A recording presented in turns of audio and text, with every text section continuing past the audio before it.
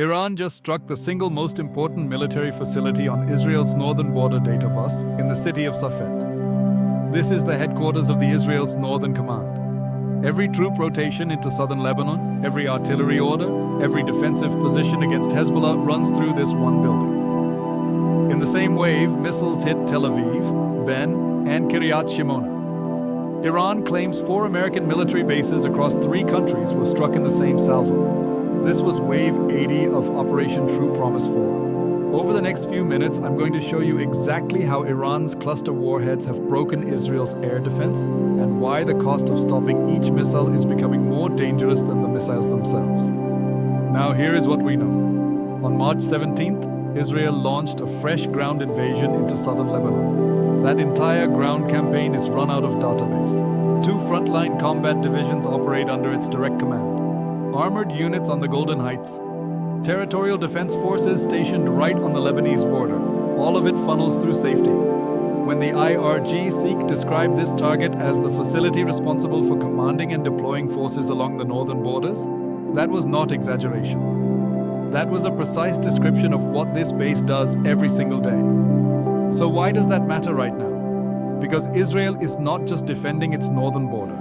It is occupying new territory. Defense Minister Israel Katz stated that Israel intends to hold a security zone all the way up to the Litani River until Hezbollah is eliminated.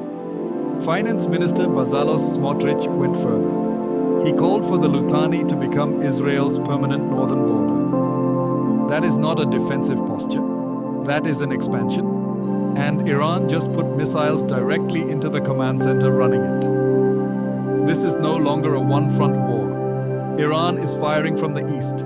Hezbollah is launching rockets from the north. Continuous air raid sirens have been sounding across northern Israel. At least 1 woman has been killed in those attacks. Gaza remains unresolved in the south. 3 active fronts. 1 command center just took direct fire. We need to talk about the specific weapons used in this wave because this is where the technical reality diverges sharply from the headlines. The SIL is a 2-stage solid-fuel intermediate-range ballistic missile.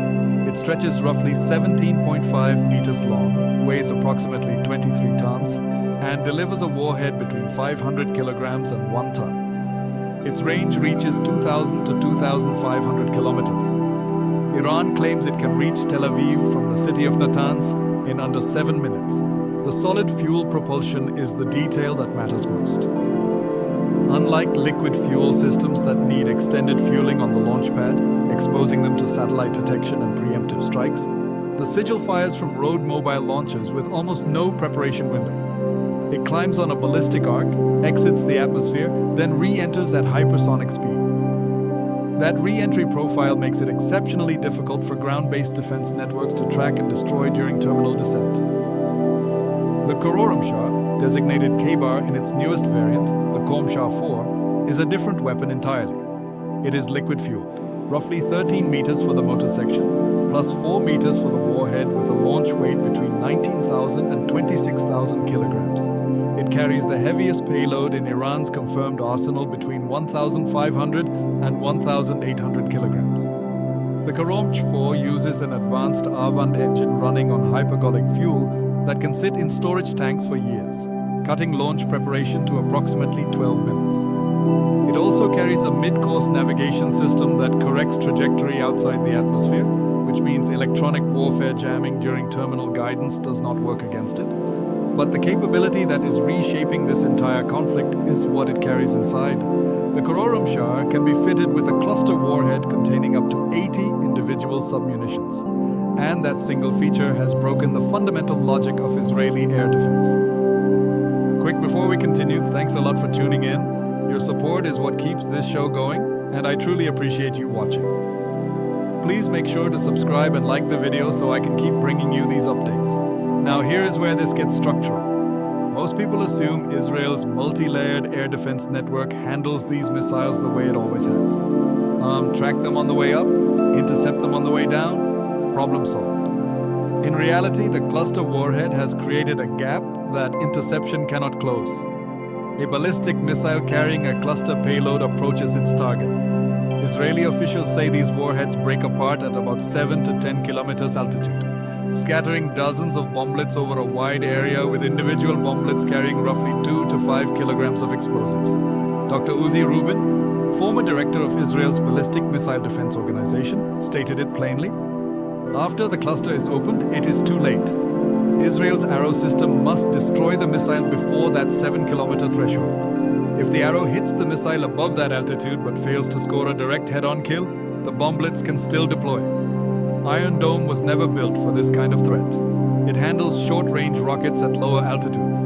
It cannot engage dozens of small, fast-falling submunitions scattered across miles of airspace.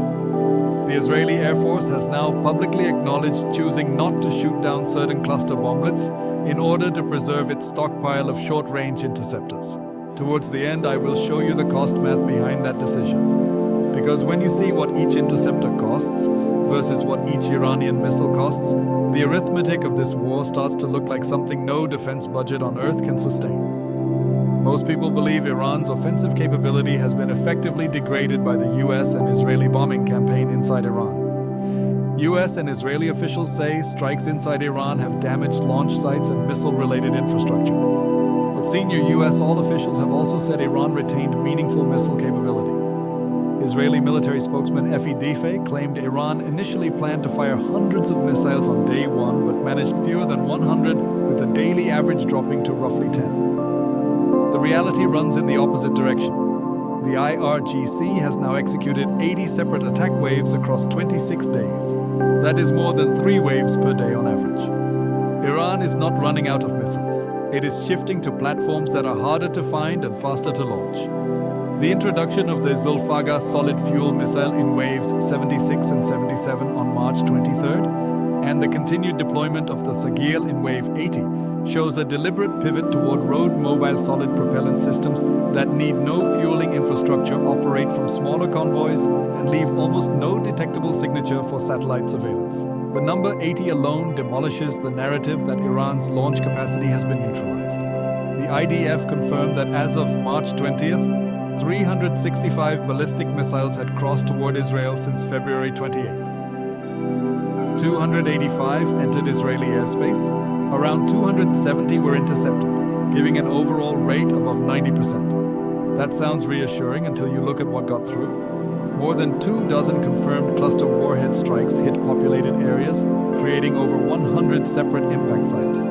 2 construction workers killed in Yehud, 2 residents in their 70s killed in Ramat Gan. At least 6 people were killed in a missile strike in Beth Shemesh on the 1st of March.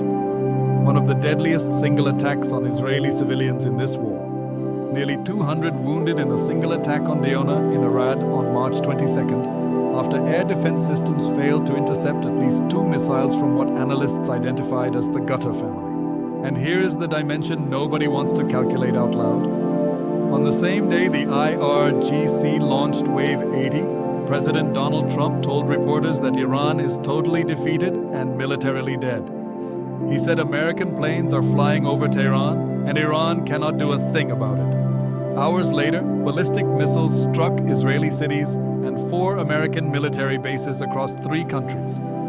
The IRGC spokesperson responded on video, "The strategic power you boast about has become a strategic defeat. If you could escape this, you would have already." There's a 26-day gap between what is being said at podiums and what is landing on the ground. That gap is widening every single day. Now let us talk about what this war costs, because the numbers here are more alarming than anything happening on the battlefield. Before February 28th, Brent crude traded at approximately $7,287 per barrel. As of this week, it has been swinging between $100 and $110. It spiked near $120 in the first 2 weeks. Dubai crude hit an all-time high above $150. Oman crude settled above $152. Commercial shipping through the Strait of Hormuz has been heavily disrupted since early March, hitting a route that carries roughly a fifth of global oil and LG flows. The International Energy Agency called this the largest supply disruption in the history of the global oil market. Gulf oil production has dropped by at least 10 million barrels per day. The IEA released 400 million barrels from emergency reserves, the biggest such release ever. The United States committed 172 million barrels from the Strategic Petroleum Reserve.